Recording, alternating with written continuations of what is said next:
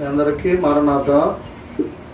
గత 46, 47, 48 వీడియోల్లో ఈ చార్టులో మనకు కనబడుతున్నటువంటి పరలోకము అనే ఈ అంశమందలి విషయాలను మనం ధ్యానం చేసుకుంటున్నాం.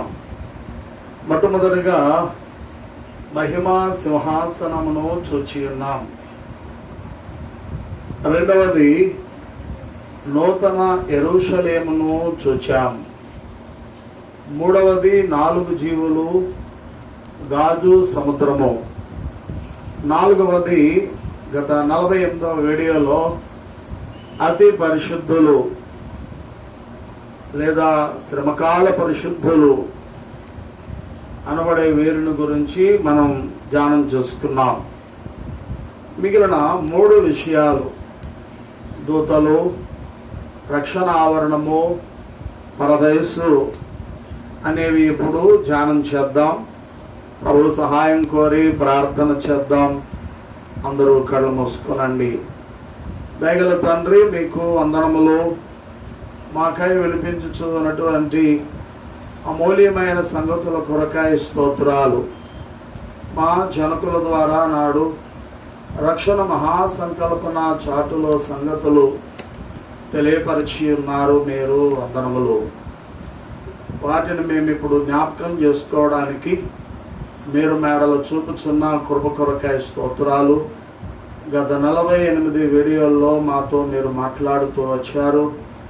49వ వీడియోగా మేము వీక్షించుచుండగా మాతో మరలా మాట్లాడి మమ్మలను బలపరచుమని, నీ దాసుని నీ శిలువ చాటును దాచి వాడుమని యేసు నామములో వేడుచున్నాను పరమ తండ్రి, ఆమేన్. ప్రభునందు ప్రియులారా, ఆయన పరిశుద్ధ నామమున మేలరకును కృపా సమాధానములు మెండుగా కలుగును గాక, ఆమేన్. ఈ పరలోకం అనేటువంటి భాగములో దూతలు అనే 5వదిగా మనకు కనిపించుచూ ఉన్నారు. ప్రకటన గ్రంథము 5వ అధ్యాయము 11వ వచనాన్ని మనం చదువుకుందాం. మరియు నేను చూడగా సింహాసనమును, జీవులను, పెద్దలను ఆవరించి ఉన్న అనేక దూతల స్వరము వినబడెను. వారి లెక్క కోట్ల కొలదిగా ఉండెను అని మనం ఇక్కడ చూస్తూ ఉన్నాం. ఎవరి లెక్క? దూతలైన వారి లెక్క. ఎవరు వీరు? దేవ దూతలు. ప్రారంభ వీడియోల్లోనూ 7 లోకముల చరిత్ర మనం ధ్యానం చేసుకుంటున్నప్పుడును ఈ దూతలను గురించి చెప్పుకున్నాం. మరొకసారి సమయమందు జ్ఞాపకం చేసుకుందాం. దేవదూతలు అనగా, దేవ అనగా దేవుడు, దూతలు అనగా పనివారు అని మనం చెప్పుకున్నాం. దేవదూతలు అంటే దేవుని పనివారు. వీరు స్త్రీలు కారు, పురుషులు కారు, ఆత్మ స్వరూపులై ఉన్నారు. అంతేకాదు, దేవుడు ఈ దేవదూతలను మొట్టమొదట కలుగజేసినారు అని నెహెమ్యా గ్రంథం 9వ అధ్యాయం 6వ వచనాన్ని బట్టి చూడగలుగుతున్నాం. వీరు సృష్టికి మొదటి వారు అని యోబు గ్రంథం 38వ అధ్యాయం 4వ వచనంలోను 7వ వచనములోను మనం చూస్తాం. వీరు కోట్ల కొలదిగా ఉన్నారు అని మనం ఇప్పుడు చెప్పుకున్నటువంటి లేదా చదువుకున్న ప్రకటన గ్రంథం 5వ అధ్యాయం 11వ వచనంలోను, యోబు గ్రంథం 25వ అధ్యాయం 3వ వచనంలో మనం చూస్తాం. ఆయన సేనలను లెక్కింపశక్యమా అంటూ మాట్లాడుచూ ఉన్నారు. అనగా లెక్కించుటకు వీలు కానంత మంది గాను, కోట్ల కొలదిగాను ఈ దూతలైన వారు ఉన్నారు అని మనం ఈ 2 వచనాలను బట్టి చూస్తూ ఉన్నాం. అయితే వీరి యొక్క పనిని మనం పరిశీలన చేయగలిగితే నిత్యము కూడా దేవుని స్తుతించేవారుగాను, దేవునికి ప్రార్థనలు చేసేవారుగా వీరు కనబడుతూ ఉన్నారు. ప్రియులారా, దేవుడు తాను సృజించినటువంటి సృష్టి అంతటిని రక్షించు నిమిత్తమై, కాపాడు నిమిత్తమై, నడిపించు నిమిత్తమై ఈ దూతలైన వారికి స్తుతించే పనిని, ప్రార్థించే పనిని అప్పగించి ఉన్నారు. తద్వారా వీరు అట్టి ఉన్నతమైన పనిని చేయొచ్చు ఉన్నారు అని మనం చూడగలుగుతున్నాం. అంతేకాకుండా వీరు పరిచారకులు అంటూ కూడా లేఖనములు 103వ కీర్తనలో రాయబడి ఉన్నది. పరిచర్య చేసేవారు కాబట్టి పరిచారకులు. అంతేకాకుండా వీరు కావలి బంటులు. ఆయన యందు అనగా దేవుని యందు భయభక్తులు గలవారు చుట్టూ వీరు కావలు ఉంటూ కాసేవారుగా ఉన్నారు. అంతేకాకుండా ఆయన చిత్తమును నెరవేర్చువారు ప్రియులారా అని మనం చూస్తున్నాం. ప్రభు అయిన యేసుక్రీస్తు వారు సద్దుకైలైన వారితో మాట్లాడుతూ పరమందు పెండ్లు చేసుకున్నారు, దేవదూతలను పోలి ఉంటారు అని వారితో మాట్లాడి ఉన్నారు. అనగా పరలోకములో ప్రవేశించేది మనుషులైన వారు దేవదూతలైన వారిని పోలి ఉంటారు అని ప్రభు పలికి ఉన్నారు. గనుక అట్టి గొప్ప స్థితిని మనం పొందుకోవాలి అని అంటే భూమి మీద జీవించుచున్న దినములలో వీరు కలిగిన లక్షణములను, వీరు చేసిన పనులను మనం కూడా చేయవలసిన వారమై ఉన్నామని గత వీడియోలో ధ్యానం చేసుకున్నాం. కాబట్టి వినిచ్చినటువంటి మనము దూతల వలె పరిశుద్ధులముగా జీవించాలి. ఆయనను నిత్యము ప్రార్థించువారముగా, స్తుతించువారముగా ఉండాలి. పరిచర్య చేసే వారముగా ఉండాలి. ఆయన చిత్తమును నెరవేర్చువారుగా ఉండాలి. ఏవేవి ఆయన చెప్పుచూ ఉన్నారో ఆ చొప్పును మనం చేసేవారముగా ఉంటే పరలోకంలో ఈ దూతలను పోలి ఉంటాము అని మరి ఒకసారి మీకు నేను జ్ఞాపకము చేయొచ్చు ఉన్నాను. కాబట్టి ప్రియులారా, ఇట్టి గొప్ప దూతలను పోలి మనం భువియందు జీవించవలసిన వారమై ఉన్నాం. పరలోకములో ఈ దూతలైన వారిని రేపు మనం చూడబోతూ ఉన్నాం. ప్రస్తుతం బైబిల్ గ్రంథంలో వీరిని గూర్చిన విషయాలు మనం తెలుసుకుంటున్నాం. రేపు మనం కల్లారా ఈ దేవదూతలను చూచి ఆనందభరితమైన దేవుణ్ణి స్తుతించేటటువంటి గొప్ప పనిని కలిగి ఉండబోతున్నాము అని మీకు నేను తెలియజేయచ్చు ఉన్నాను. కాబట్టి పరలోకములో 5వదిగా మనకు దూతలు కనబడుచున్నారు. మొదటిగా మహిమ సింహాసనమును ధ్యానించుకున్నాం. 2వది నూతన యెరూషలేమును చూచాం. 3వది 4 జీవులు గాజు సముద్రమును చూచాం. 4వది అతి పరిశుద్ధులు లేదా శ్రమకాల పరిశుద్ధులను మనం చూచాం. 5వది ఇప్పుడు దూతలను చూచాం. 6వదిగా మనం చూస్తే రక్షణ ఆవరణము. ప్రకటన గ్రంథము 7వ అధ్యాయము 9, 10 వచనాల్లోను 13 నుండి 17 వచనాల్లో ఈ ఆవరణము మనకు కనబడుతూ ఉన్నది. పిల్లారా, రక్షించబడిన వారు ఈ ఆవరణమందు అనగా ఈ స్థలములో కనబడబోతూ ఉన్నారు. ఎక్కడుంది ఈ యొక్క రక్షణావరణము? పరలోకములో అని మనం చూస్తూ ఉన్నాం. మొట్టమొదటిది నూతన యెరూషలేం. 7 లోకాల చరిత్ర మనం ధ్యానించుకుంటున్నప్పుడు పరలోకం 3 భాగములుగా ఉన్నది అని, మొదటనున్న పైనున్న భాగము నూతన యెరూషలేమని, దాని క్రింద రక్షితుల మోక్షమని, దాని క్రింద పరదేశు అనేటటువంటి భాగము ఉన్నది అని మనం ధ్యానం చేసుకున్నాం. మరలా అంశం వచ్చినది కనుక ఈ రక్షితుల మోక్షము లేదా రక్షణ ఆవరణాన్ని మనం పరిశీలన చేద్దాం. ఈ రక్షణ ఆవరణములో ఉండబోయేటటువంటి వారు లేదా రక్షితుల మోక్షంలో రేపు ప్రవేశించబోయే వారు ఈ వచనాల్లో మనకు కనబడుతూ ఉన్నారు. ప్రకటన గ్రంథం 7వ అధ్యాయము 9 నుండి 10 వచనాల్లో, 7వ అధ్యాయం 13 నుండి 17 వచనాల్లో చూస్తాం. చూడండి, అటు తరువాత నేను చూడగా ఇదిగో ప్రతి జనములో నుండి, ప్రతి వంశములో నుండి, ప్రజల్లో నుండి, ఆయా భాషలు మాట్లాడు వారిలో నుండి వచ్చి ఎవడును లెక్కింపజాలని యొక్క గొప్ప సమూహము కనబడెను. వారు తెల్లని వస్త్రములు ధరించుకున్న వారై ఖర్జూరపు మట్టలు చేతపట్టుకుని సింహాసనము ఎదుటను గొర్రెపిల్ల ఎదుటను నిలవబడి, సింహాసనాసీనుడైన మా దేవునికి గొర్రెపిల్లకును మా రక్షణకై స్తోత్రమని మహాశబ్దముతో ఎలుగెత్తి చెప్పిరి అని ఇక్కడ యోహాను గారు రాయొచ్చు ఉన్నారు. ఈ రక్షణ ఆవరణములో కనబడుతున్నటువంటి రక్షితులు, రక్షించబడిన వారు ప్రియులారా, అనగా 7 ఏళ్ల శ్రమల కాలంలో రక్షించబడిన వారు అని మనం గమనించాలి. రేపు యేసుక్రీస్తు వారి 2వ రాకడ జరిగిన తక్షణమే ఈ భూలోకము శ్రమల పాలు కాబోతూ ఉన్నది.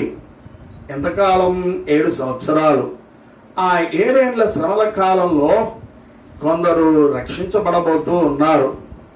వారట ప్రియులారా లెక్కింపజాలని గొప్ప సమూహముగా ఉంటారు అని మనం 9వ అధ్యాయంలో చూచి ఉన్నాం.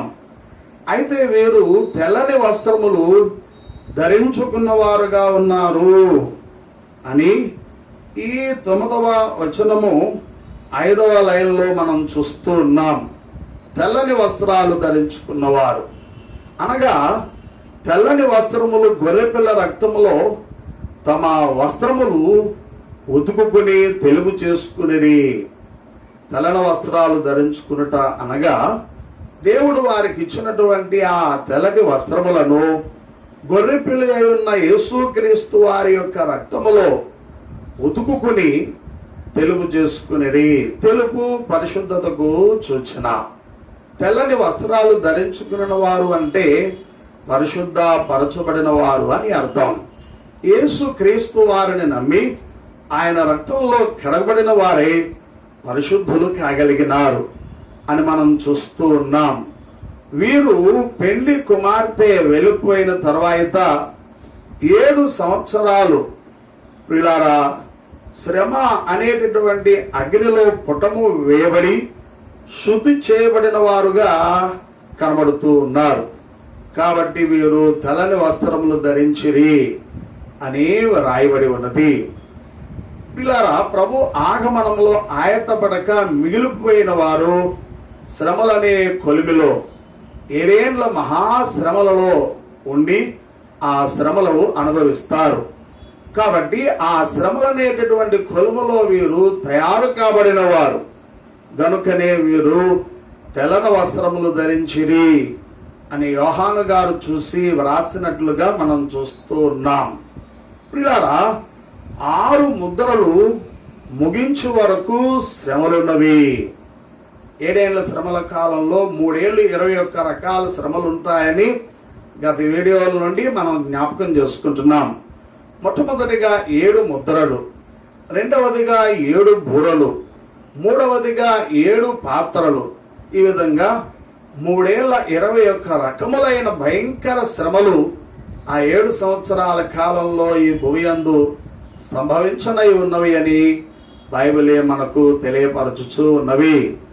ఒక శ్రమకు కంటే మరి ఒక శ్రమ అధికంగా కలగబోతా ఉన్నది భూనివాసులకు అని మనం గమనించాలి. ఈ 6 ముద్రలు ముగించే వరకు శ్రమలున్నాయి. దానిలో తయారయ్యేటటువంటి వారు ఈ ధవల వస్త్రదారులు అని మనం గమనించాలి. అనగా వీరికి నీతి వచ్చినది. రక్తములో ఉదికిన ప్రియులారా ఎరుపుగా ఉండాలి. గొర్రెపిల్ల రక్తంలో కడగబడిన వారు అని చెప్పుకున్నాం. రక్తము యొక్క రంగు ఎరుపు. అయితే రక్తములో కడగబడినటువంటి ప్రియులారా వస్త్రము లేదా ఉతకబడిన వస్త్రము ఎలా ఉంటుంది? కంటికి ఎర్రగా ఉంటుంది. సిలువపై కారిన రక్తము ఎర్రగా కనబడుచు ఉన్నది. ఇప్పుడు ఇది జీవము ప్రభావముగా మనకు ప్రియులారా అనుగ్రహించబడుతున్నది కనుక ఇది తెల్లగా ఉన్నది అని మనం చూస్తున్నాం. అక్షరార్థంగా ఆయన యొక్క రక్తము ఎరుపే గాని ఆత్మీయంగా ఆయన రక్తము వలన కలిగినటువంటి ఫలితము తెలుపుగా మనం చూస్తూ ఉన్నాం. కాబట్టి గొర్రెపిల్ల అయి ఉన్న ప్రభువు రక్తములో కడగబడిన వారు శ్రమలు అనే కొలిమిలో వేయబడి ఆ పుటములో కాల్చబడి పరిశుద్ధులు కాబడిన వారు గనుక ఈ శ్రమ కాలమందు రక్షించబడిన వారు తెల్లని వస్త్రములు ధరించిరి అని మనం గమనించాలి. ఇక రెండవదిగా మనం చూస్తే వీరు ఖర్జూరపు మట్టలు చేతపట్టుకునిరి అనేది చదువుకున్నాం.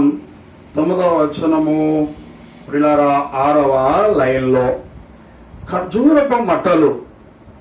ఈ మట్టలు జయానికి సూచన. అంత్యక్రీస్తునకును వీరికి జరిగినటువంటి పోరాటంలో వీరికి జయము కలిగినది. ప్రపంచమును పాలించబోయే ఒక రాజు రాబోతాడు అని మీకు తెలియజేసి ఉన్నాను. ఆ రాజు పేరు అంత్యక్రీస్తు లేదా క్రీస్తు విరోధి. ఈ అంత్యక్రీస్తుతో ఈ రక్షించబడిన వారు యుద్ధము చేశారు, అనగా పోరాడారు. ఆ పోరాటంలో వీరు జయము పొందిన వారయ్యారు అని మనం చూస్తూ ఉన్నాం. గనుక శ్రమలలో ప్రియులారా వాడిపోవలసి ఉన్నది గాని వాడిపోక దిట్టముగా ఉన్నవారు, శ్రమల వలన కలిగినటువంటి ఎండకు మాడలేదు వాడలేదు అన్నారు దైవజనుడు. మట్టల ఆకులు సహజంగా ఎండిపోతూ ఉంటాయి ఎండకి, కానీ వీరు ఎండలేదు, పైగా పచ్చగానే ఉన్నారు అని మనం చూస్తూ ఉన్నాం. ఇది అంత్యక్రీస్తు మీద జయమునకు సూచన అయి ఉన్నది. పచ్చదనం జయానికి సూచన. ఖర్జూరపు మట్టలు పచ్చని రంగు కలిగినవిగా మనం చూస్తూ ఉన్నాం. ఖర్జూరపు మట్టలు చేతపట్టుకున్న వారు అంటే జయము పొందిన వారు. అంత్యక్రీస్తుతో వీరికి పోరాటము జరగగా ఓడిపోలేదు గాని జయించిన వారైనారు. గనుకనే ఆ మట్టలు చేతపట్టుకునేది అని మనం చూస్తున్నాం. అతని మీద జయము లేకపోతే శ్రమలను తప్పించుకునలేరు. గనుక అంత్యక్రీస్తు మీద జయము పొందిరి. ఆ తరువాత శ్రమల మీద జయము. ప్రభువు ప్రియులారా గార్దవాసీనుడై యెరూషలేమునకు వచ్చినప్పుడు ఆ యెరూషలేములో ఉన్నటువంటి పిల్లలు ఖర్జూరపు మట్టలు పట్టుకునిరి అని యెరూషలేం ప్రభు యొక్క జయోత్సవపు చరిత్రలో చూస్తాం. ఆ మట్టల యొక్క అర్థము పిల్లలైన వారికి తెలియదు గాని ప్రియులారా వారు తెలియకే ఆ మట్టలు పట్టుకుని ఆయనకు స్వాగతం పలికినట్లుగా మనం చూస్తున్నాం. మనము సాతాను మీద ప్రియులారా జయము పొందుట ముఖ్యమా లేదా శ్రమల మీద జయము పొందుట ముఖ్యమా అన్నారు దైవజనుడు. ఎవరి మీద జయం పొందడం ముఖ్యం? సాతాను మీదనే అని మనం గమనించాలి. కాబట్టి ఈ యొక్క రక్షణ ఆవరణంలో కనబడేటటువంటి లెక్కించుటకు వీలు కానంత రక్షించబడినటువంటి రక్షితులు ప్రియులారా శ్రమల మీదను జయం పొందారు, అంత్యక్రీస్తు మీదను జయము పొందినారు. కనుకనే వీరు ఏ మట్టలు పట్టుకున్నారనుకున్నాం? ఖర్జూరపు మట్టలు అని మనం చూచుచున్నాం. కాబట్టి ఇక్కడ సాతాను మీద జయం పొందడం ప్రియులారా ముఖ్యమా, శ్రమల మీద జయం పొందడం ముఖ్యమా అన్నారు దైవజనుడు. ఎవరి మీద జయం పొందడం ముఖ్యం? సాతాను మీదనే అని మనం చూస్తూ ఉన్నాం. పచ్చని ఆకు వారికి ఎప్పుడూ జయమే అన్నారు, మరలా అపజయము రాదు అని ప్రియులారా దైవజనుడు పలికి ఉన్నారు. ఈ లోకములోని భక్తులకు ఒకనాడు జయము, మరి ఒక నాడు అపజయము అనేది ఉంటుంది. అయితే ఈ అధ్యాయములో మనకు కనబడుతున్నటువంటి ఈ రక్షితులైన వారికి, రక్షితుల మోక్షంలో కనబడేటటువంటి ఈ పరిశుద్ధులైన వారికి అపజయమే లేదు. వీరికి ఎప్పుడునూ ఏం కలుగుతుందండి అంటే జయమే కలిగినది. నిజమే, ఈ లోకంలో జీవించుచున్నటువంటి భక్తులకు ఆయా సమయాలలో జయము, కొన్ని సమయాలలో అపజయము అనేది రావడం మనం చూస్తూ ఉన్నాం. కానీ వీరు నిత్యము ప్రియులారా అపజయము అన్నది ఎరుగకే జయము పొందుతూనే వచ్చి ఉన్నారు అని మనం చూస్తూ ఉన్నాం. వీరు సాతాను దగ్గరకు, శ్రమల దగ్గరకు, లోకము దగ్గరకు రారు. ఎవరెవరి దగ్గరికి? సాతాను దగ్గరకు, ప్రియులారా శ్రమల దగ్గరకు, లోకము దగ్గరకు రారు. గనుక వారికి అపజయమన్నదే లేనే లేదనుటకు గుర్తు పచ్చదనము వీరికి అన్నారు దైవజనుడు. వినుచున్నటువంటి మనం కూడా కలిగేటటువంటి శ్రమలపై జయము పొందాలి. గర్జించు సింహం వలె తిరుగులాడుచున్నటువంటి సాతానుపై జయము పొందాలి. పొందాలి అని అంటే పోరాడుచూ ఉండాలి భయపడక. తద్వారా ప్రభువే మనకు జయం అనుగ్రహిస్తారు. ఈ రక్షణ ఆవరణమందు కనబడుతున్నటువంటి లేదా ఈ రక్షితుల మోక్షంలో కనబడేటటువంటి వీరికి రక్షితులనియు, 2 విమోచితులనియు, 3 శ్రమకాల పరిశుద్ధులనియు పేర్లు పెట్టబడ్డాయి అని మీకు తెలియజేయచ్చు ఉన్నాను. ఇంకా ముందుకు వెళితే వీరు సింహాసనం ఎదుటను, గొర్రెపిల్ల ఎదుటను నిలవబడినారు అని మనం చదువుకున్నాం. 14వ అధ్యాయంలో అతి పరిశుద్ధులైన వారిని గురించి మనం చెప్పుకుంటూ సింహాసనం ఎదుటను, 4 జీవుల ఎదుటను, పెద్దల ఎదుటను అనగా పెళ్లి కుమార్తె ఎదుటను నిలవబడినారని, వీరు ప్రియులారా అని మనం గత వీడియోలో ధ్యానం చేసుకుని ఉన్నాం. ఇప్పుడు ఈ శ్రమకాల పరిశుద్ధులు ప్రియులారా లేదా రక్షితుల మోక్షములో కనబడేటటువంటి వీరు, రక్షణ ఆవరణములో కనబడుచున్నటువంటి వీరు ఎక్కడ ఉంటున్నారు? ఇప్పుడు సింహాసనం ఎదుటను, గొర్రెపిల్ల ఎదుటను నిలవబడిన వారుగా ఉన్నారు. అలా నిలవబడి ఏమంటున్నారు? సింహాసనాసీనుడైన మా దేవునికిని, గొర్రెపిల్లకును మా రక్షణకై స్తోత్రము అని మహాశబ్దముతో ఎలుగెత్తి చెప్పిరి అని మనం చదువుకున్నాం. దేవునికి స్తోత్రమని, గొర్రెపిల్ల అయి ఉన్న ప్రభువునకు స్తోత్రమని, పిల్లరా వీరు అనుగ్రహించి ఉన్న రక్షణను బట్టి స్తోత్రమని గొప్ప శబ్దముతో ఎలుగెత్తి వీరు ఈ రక్షితుల మోక్షంలో ప్రవేశించి చెప్పుచూ ఉండినట్లుగా మనము చూస్తూ ఉన్నాం. ఇక ముందుకు మనం వెళితే ఈ 7వ అధ్యాయం 13 నుండి 17 వచనాల్లో మనం చూసినట్లయితే ప్రియులారా గొర్రెపిల్ల రక్తములో తమ వస్త్రములను ఉదుకుకొని తెలుపు చేసుకున్నారు. అందువల్ల దేవుని సింహాసనం ఎదుట ఉండి రాత్రింపగళ్ళు ఆయన ఆలయములో ఆయనను సేవించుచున్నారు అనేది మనకు కనబడతా ఉన్నది. సింహాసనాసీనుడైన వాడే తన గుడారము వారి మీద కప్పును అనేది వచనాల్లో చూస్తూ ఉన్నాం. అనగా వారికి ప్రియులారా నెమ్మదిని, ఆదరణను, సమాధానమును ఆయన అనుగ్రహించును అని అర్థం. వీరికి ఏమనుగ్రహిస్తారట? నెమ్మదిని, ఆదరణను, సమాధానం. భూమి మీద ఆ 7 ఏళ్ల శ్రమల కాలంలో ఏమి లేని వారుగా ఉన్నారు? నెమ్మది లేని వారుగా ఉన్నారు, ఆదరణ లేని వారుగా ఉన్నారు, సమాధానము లేని వారుగా ఉన్నారు. అయితే వీళ్ళారా రక్షించబడి పరమందు కనబడేటట్టు ఆ రక్షణ ఆవరణంలో ప్రవేశించగానే దేవుడు వారికి ఏమిస్తున్నారట?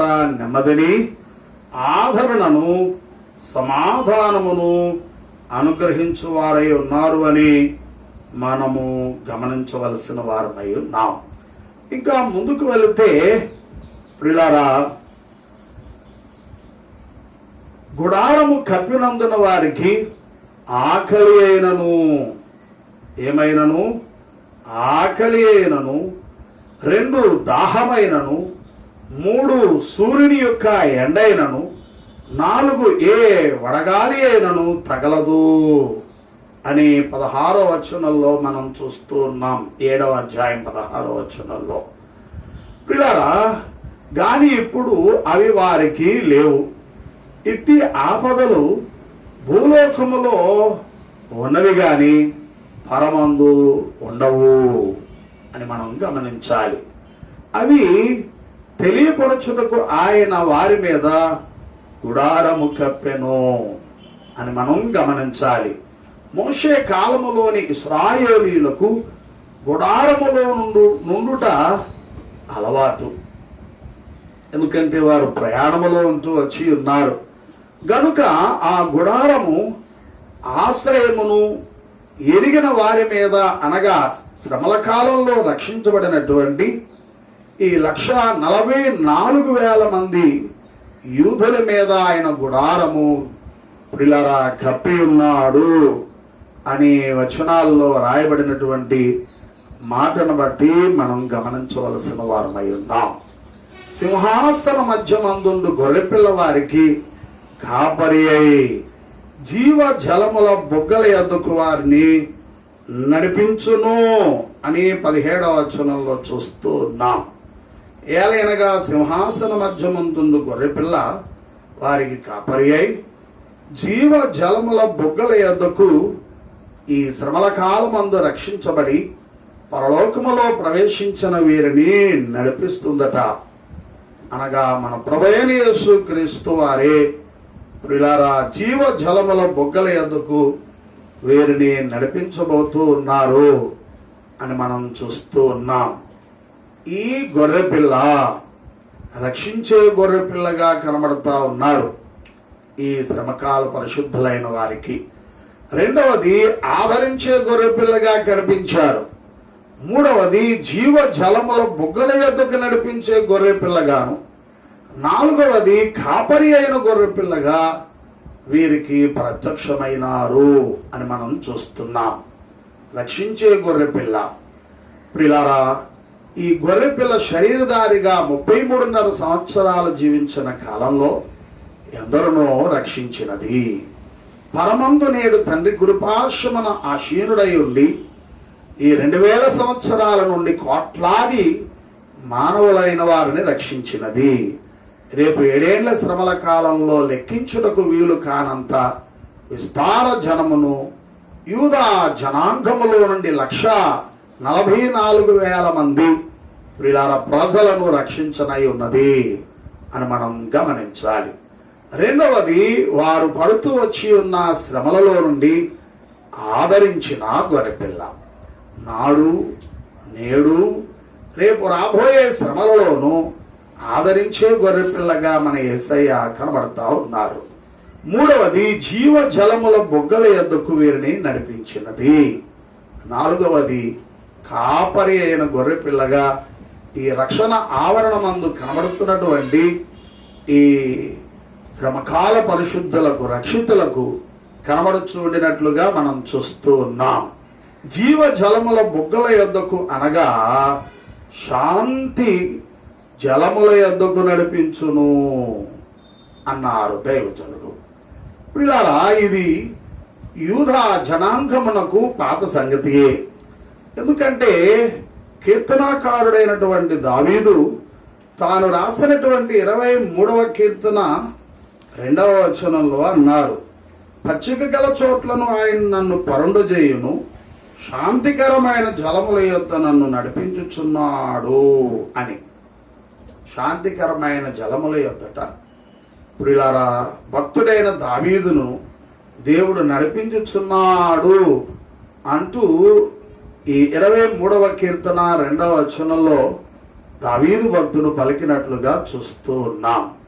కాబట్టి శాంతికరమైన జలముల యొద్దకు నడిపించబడేటట్టి అనుభవం దావీదునకును యూదులలో అనేకులకును ఉన్నది గనుక ఇది పాత సంగతియే.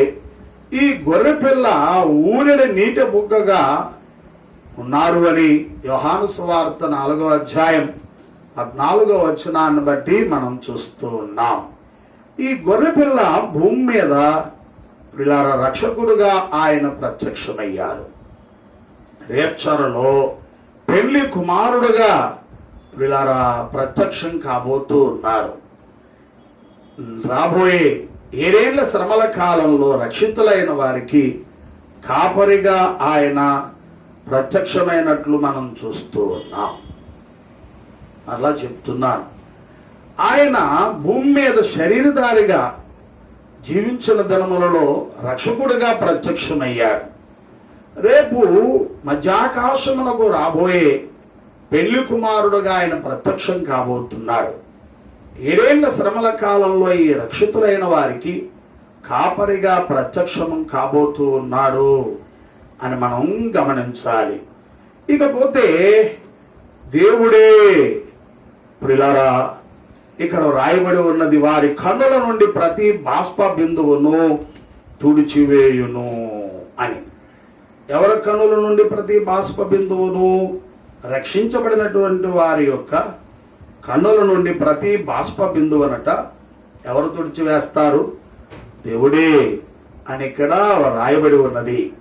పెళ్లి కుమార్తె పై అంతస్తులో సింహాసనముపై కూర్చుని ఉన్నది. ఎక్కడ? నూతన యెరూషలేములో అని మనం ప్రియులారా చూచి ఉన్నాం.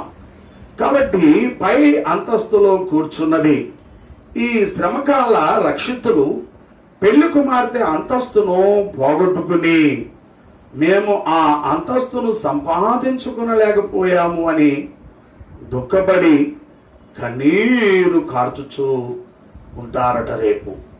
ఆ సమయంలో దేవుడే వారిని ఆదరించుటకు గాను కన్నీళ్లు తుడుచువారుగా వారికి కనబడబోతూ ఉన్నారు అని ఈ వచనాన్ని బట్టి మనం గమనించాలి.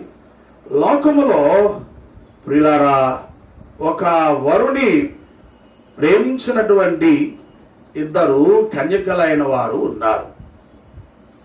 వరును ప్రేమించిన 2 కన్యకలైన వారు ఉన్నారు అని మనం చూస్తూ ఉన్నాం. ఒక ఆమె ఆ వరుని వివాహం చేసుకున్నది, ఇంకొక ఆమె ఆ వివాహం చేసుకోలేదు అన్నారు దైవజనుడు. పెళ్లి కుమారుడు పెళ్లి కుమార్తె పెళ్లి కార్డు ప్రియులారా పంపిస్తారు, కానీ ఆమె పెళ్లికి రాలేరు.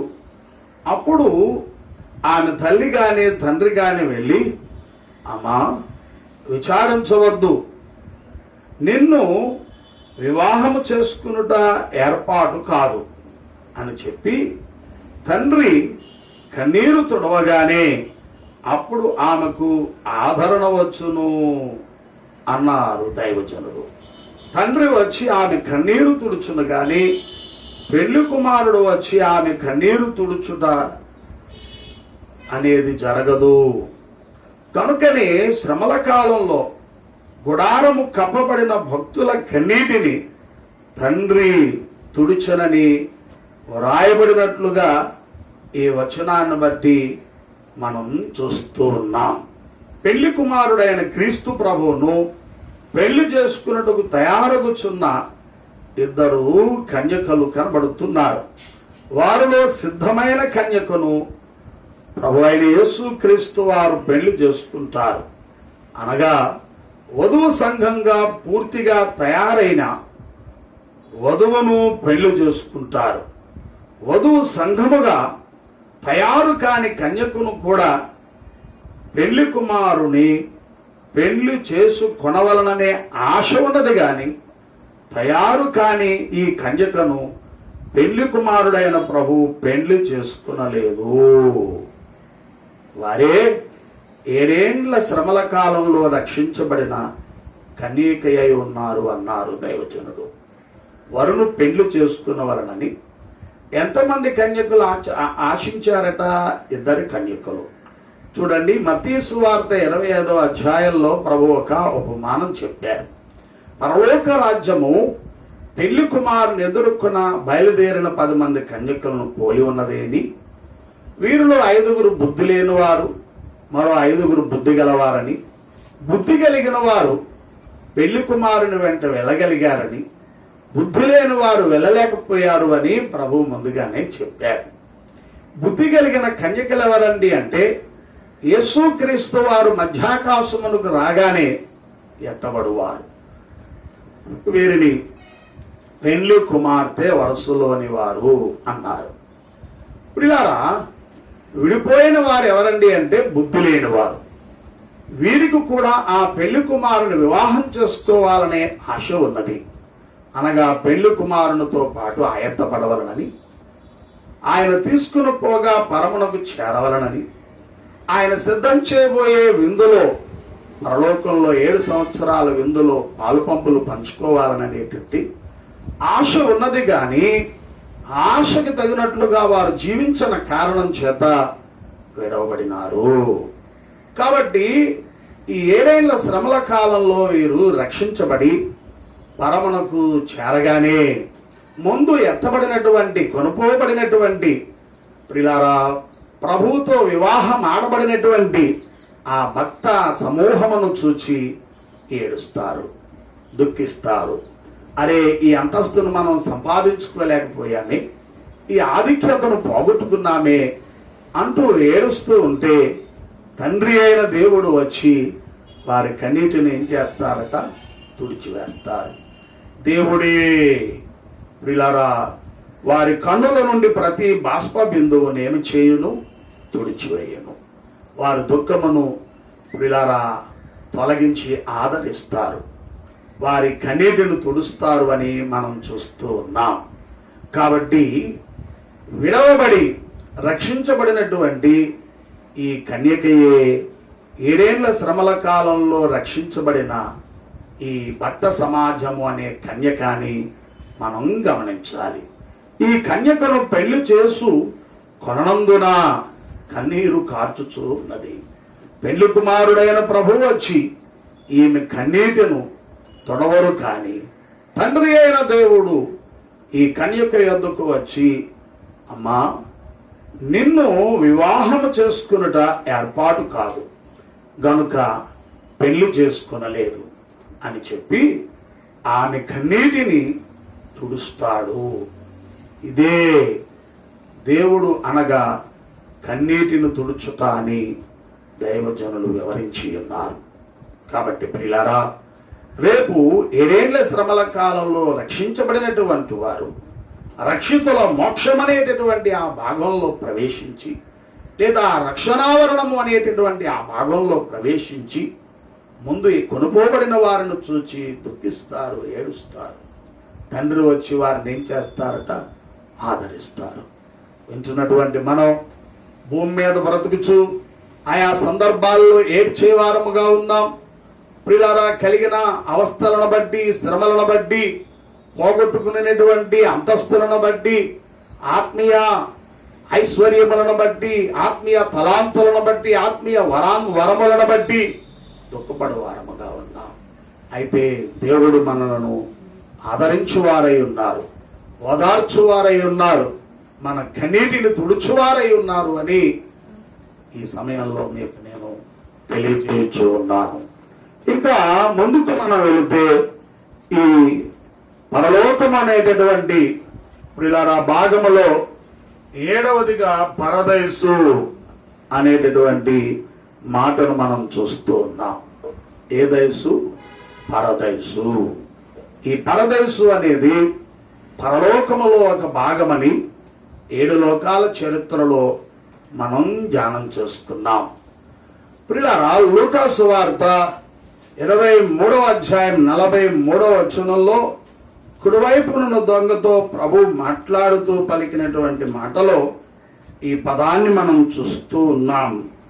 చూడండి, 43వ వచనం. నేడు నీవు నాతో కూడా పరదేశులో ఉందువని నిశ్చయముగా నీతో చెప్పుచున్నానెను. యేసయ్య మారు మనసు పొందిన దొంగను చూస్తూ ఈ మాట పలికినట్లుగా మనం చూస్తూ ఉన్నాం. పరదేశు అనగా అర్థమేంటండి అంటే వనము అని గమనించాలి. పరదేశు పరలోకములో ప్రియులారా ఒక స్థానమై ఉన్నది, లేదా ఒక భాగమై ఉన్నది అని మనం గమనించాలి. ఈ పరదేశులోకి భూలోకములో క్రీస్తునందు రక్షించబడిన వారు చనిపోయిన తరువాత వస్తారు. భూమి మీద యేసుక్రీస్తు వారిని నమ్ముకుని మారు మనసు పొంది బాప్తిస్మము పొంది అందరూ రక్షించబడిన వారై జీవిస్తూ చనిపోతున్నారో ఆయా సమయాలలో ఆయా వయసుల్లో అటువారు ఈ పరదేశు అనేటటువంటి ప్రియులారా ప్రదేశమునకు లేదా ఈ స్థలమునకు వెళ్తారు.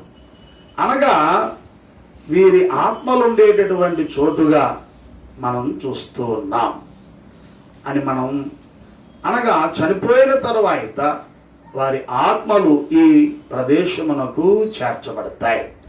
పరదేశు అనేటటువంటి పదం బైబిల్ గ్రంథంలో కొత్త నిబంధన యందు 3 చోట్ల మనం చూస్తాం. ఒకటి మనం చదువుకున్న ఈ లూకాసు వార్త 23వ అధ్యాయం 43వ వచనంలో. రెండవది పౌలు అంటారు కొరింథీయులకు రాయబడినటువంటి 2వ పత్రిక 12వ అధ్యాయం 3-4 వచనాలు మనం చూస్తే తన గురించి కొరింథీయులకు చెప్తూ, అట్టి మనుషులు నేను ఎరుగుదును, అతడు పరదేశులోనికి కొనుపోబడి వచింపసఖ్యముగాని మాటలు విన్నాడు. ఆ మాటలు మనుషుడు పలకకూడదు. అతడు శరీరముతో కొనుపోబడినో శరీరము లేక కొనుపోబడినో నేను ఎరగను, అది దేవునికే తెలియను అంటున్నాడు పౌలు భక్తుడు కొరింథీయులైన వారితో మాట్లాడుతూ. అనగా పౌలు శరీరముతో వెళ్ళారో ఆత్మతో వెళ్ళారో తెలియకే వెళ్ళారట. ఎక్కడికి?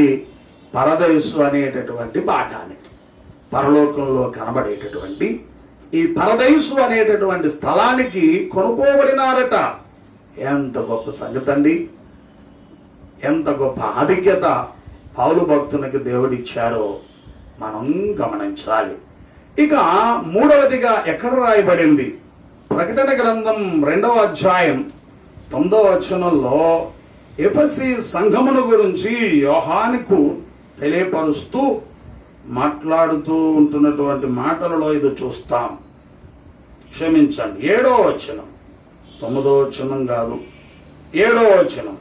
జయించువానికి దేవుని పరదేశులో ఉన్న జీవ వృక్ష ఫలములు భుజింపనెత్తును. ఎవరైతే జయిస్తారో వారికట దేవుని పరదేశులో ఉన్న జీవవృక్ష ఫలాలను ఇస్తాను, భుజింపనిస్తానంటూ ప్రభు ఇక్కడ పలుకుచూ ఉన్నారు అని మనం చూస్తూ ఉన్నాం. పాపమును, లోకాశలను, సాతానును, శరీరమును ఎవరు జయించి జీవితమును కలిగి జీవిస్తూ ఉన్నారో అటువారు ప్రియులారా ఈ పరదేశులో ఉండేటట్టి జీవవృక్ష ఫలాలను భుజిస్తారు అని ఈ వచనాన్ని బట్టి మనం గమనించాలి. ఇంకా ముందుకు వెళితే ఏదేను తోటను కూడా పరదేశునకు పోల్చారు. ఏదేను ఆదినరులైన ఆదామవలు ఉండేటటువంటి తోట, ఈ తోటను కూడా పరదేశునకు పోల్చారు. అంతేకాక అబ్రహాము రొమ్మున ప్రియులారా లాజరు ఆనుకుని ఉన్నాడు అని లాజరు ధనవంతుని గూర్చినటువంటి ఆ పాతాల చరిత్ర మనం ధ్యానం చేసుకున్నప్పుడు చెప్పుకున్నాం. అబ్రహాము యొక్క రొమ్మును పరదేశునకు పోల్చినారు అని మీకు తెలియజేయుచున్నాను. ఇప్పుడు క్రీస్తునందు రక్షించబడిన వారి యొక్క ఆత్మలు ఈ పరదేశులో మనకు కనబడుతున్నాయి. 2000 సంవత్సరాల క్రితం యేసయ్య వచ్చి రక్షణ కార్యక్రమమును జరిగించి పరమునకు వెళ్ళిపోయారు.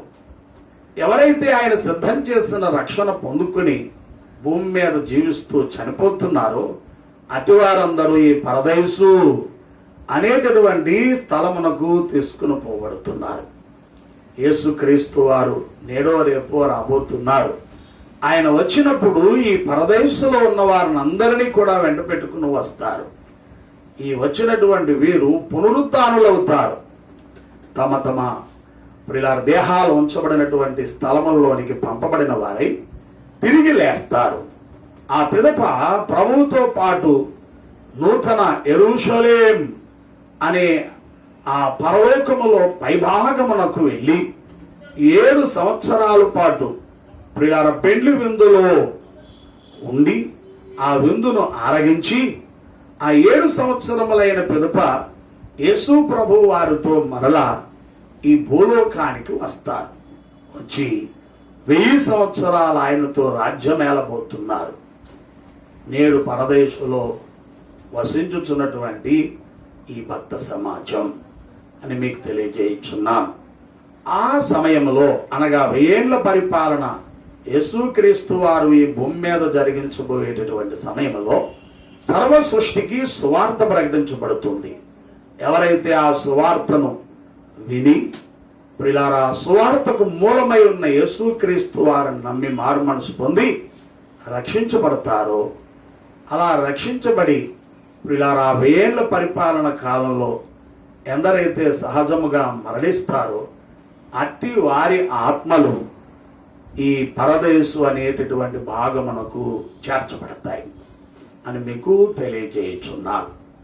అనగా ప్రస్తుతం పరదేశు అనేటటువంటి భాగంలోనే కోట్ల కొలది భక్తులు భక్తురాండ్ర యొక్క ఆత్మలు ఉన్నవి. ప్రభు యొక్క ఆగమన సమయంలో ఆయనతో పాటు వస్తాయి. ప్రియులారా, వచ్చి నూతన యెరూషలేము అనే భాగానికి వెళతాయి. ఆ 7 సంవత్సరాల కాలంలో భూమి మీద జరిగిన శ్రమలలో నుండి రక్షించబడతారు కొందరు. వారిని అతి పరిశుద్ధులనియు ముందు మనం చెప్పుకున్నటువంటి గత వీడియోలో, ఇప్పుడు మనం చెప్పుకున్నటువంటి రక్షితులనియు ఆ రక్షణ ఆవరణంలో కనబడేవారనియు ప్రియులారా మనం గమనించాలి. ఈ రక్షణ ఆవరణంలో రక్షించబడినటువంటి వారు యూదులలో నుండి 144,000 మంది, అన్యులలో నుండి లెక్కించుటకు వీలు కానంత విస్తారమైన జనాంగం 7 ఏళ్ల శ్రమల కాలంలో రక్షించబడి ఈ రక్షితుల మోక్షం అనే భాగంలో ఉంటారు అని మనం గమనించాలి. ఆ పిదప 1000 ఏళ్ల పరిపాలన కాలం అప్పుడు ప్రియులారా ఈ భూమి మీద యేసయ్యను నమ్ముకుని మారు మనసు పొంది రక్షించబడిన వారు మరలా ఈ పరదేశునకు చేర్చబడతారు. పరదేశు అనే భాగం ఇప్పుడు ప్రియులారా కోట్లాది ఆత్మల చేత నిండి ఉన్నది. రేపు 7 ఏళ్ల శ్రమల కాలంలో ఖాళీ కాబోతూ ఉన్నది. 1000 ఏళ్ల పరిపాలన కాలంలో ఒక్కొక్కరు ప్రియులారా ఎంతమంది అయితే 1000 ఏళ్ల పరిపాలనలో యేసయ్యను నమ్ముకుని రక్షించబడి మరణిస్తారో వారు ఆ పరదేశునకు చేర్చబడతారు. పరలోకంలో మనం చూచి ఉన్నటువంటి ఈ నూతన యెరూషలేం అనే భాగములో ప్రవేశించిన వారు 100 అంతస్తులోని వారు. ఎవరు వీరు? పెండ్లి కుమార్తె సంఘపు వారు అని మనం గమనించాలి. రక్షణావరణం లేదా రక్షితుల మోక్షంలో ప్రవేశించినటువంటి 7 ఏళ్ల శ్రమల కాలంలో రక్షించబడినటువంటి ఆ పరిశుద్ధులు 60 వరుసలోనికి వస్తారు. 60 వరుసలోనికి 1000 ఏళ్ల పరిపాలన కాలంలో సువార్తను నమ్మి మారు మనసు పొంది రక్షించబడిన వారు పరదేశు అనేటట్టి ఇప్పుడు మనం చెప్పుకుంటున్న పరదేశు అనేటట్టి భాగమునకు చేర్చబడిన వారు అవుతారు. అప్పుడు వీరు 30 వరుసలో ప్రియులారా ఉన్నవారుగా ఎంచబడతారు. మనం ఎన్ని అంతస్తుల్లో ప్రవేశించే ఆశ కలిగి ఉండాలి? 100 అంతస్తు వరుసలో ప్రవేశించే ఆశ కలిగి ఉండాలి. అనగా ప్రియులారా పెళ్లి కుమార్తె సంఘములో సభ్యులముగా ఉండు నిమిత్తమై పాటుపడాలి. అనగా సంపూర్ణ మార్పు కలిగిన వారంగా పాపములను విడిచి ప్రభు అయిన యేసుక్రీస్తు వారు సిద్ధం చేసిన రక్షణను అందుకొని పాపములను ఇక మాని పరిశుద్ధముగా జీవిస్తూ ఆయన ఇచ్చిన పరిశుద్ధాత్మను పొంది ఆ ఆత్మచేత నడిపించబడుతూ ఆయన ఆజ్ఞలకు విధేయులముగా ఉంటూ ఆయన తలంపు ఆయన రాకడ తలంపుతో జీవిస్తూ ఆయన కొరకు ఎదురు చూచిన వారమైతే ప్రభు వచ్చినప్పుడు కొనుపోబడతాం. పరలోకములో ఈ నూతన యెరూషలేము అనే భాగములో చేర్చబడతాం. ఆయన సిద్ధం చేయబోయే విందును ఆరగిస్తాం. ఆ పిదప ఆయనతో పాటు ఈ భూమి మీదకు వచ్చి 1000 సంవత్సరాలు రాజ్యం వెళతాం. 100 అంతస్తులోని వారికి ఉండేటట్టు ఆధిక్యతలు ప్రత్యేకతలు ఎంత గొప్పవో పిల్లలు ఎంత చెప్పుకున్నా తరగనవి అని మీకు తెలియజేస్తున్నాను. వింటున్నటువంటి మనం అట్టి గొప్ప అంతస్తులో ప్రవేశిద్దాం. అట్టి ధన్యత విన్న మనకు ప్రభు దయచేయును గాక. ఆమేన్. తండ్రి నీకు వందనములు. మాకై వినిపించిన మాటల కొరకు స్తోత్రాలు. మేము అట్టి గొప్ప పరలోకములో నూతన యెరూషలేములో ప్రవేశించబోయే పెళ్లి కుమార్తె అంతస్తులో చేరుటకు పాడుపడుతూ ప్రయాసపడుతూ తగిన నడవడి కలిగి జీవించేటట్టు ధన్యత నాకు మాకు అందరికి మా ప్రియులైన వారికి అనుగ్రహించమని వేడుకుంటూ యేసు నామములు వేడుచున్నాను పరమ తండ్రి. ఆమేన్. త్రైకతత్వ దేవుని దీవెనలు మనకు తోడై ఆ పరమందు నూరంతల అంతస్తులో చేరు ధన్యత దయచేయును గాక. ఆమేన్. మారనాథ.